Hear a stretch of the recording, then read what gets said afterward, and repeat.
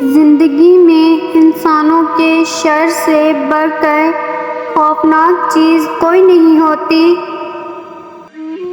انسان کو جب حالات گھیر لیتے ہیں تو اس وقت اپنے بھی منہ پھیر لیتے ہیں۔ لوگوں کو یہ سمجھنے میں کتنا وقت لگے گا کہ انسان پر ایسے دن بھی گزرتے ہیں جب اس کے لیے سر ہلانا بھی بھاری ہوتا ہے۔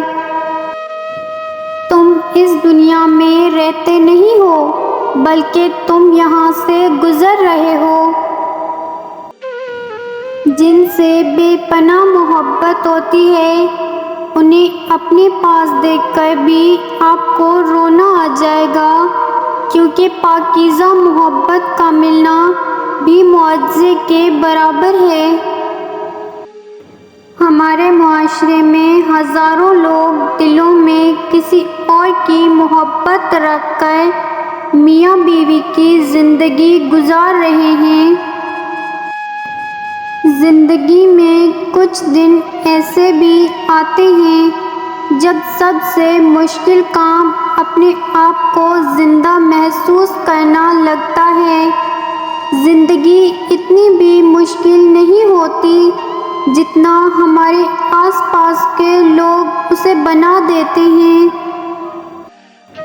کچھ لوگوں سے دوبارہ مل کر اتنی خوشی ہوتی ہے کہ ہم ایک پل کے لیے بھول جاتے ہیں کہ جب وہ چھوڑ کر گئے تھے تو کتنی تکلیف ہوئی تھی۔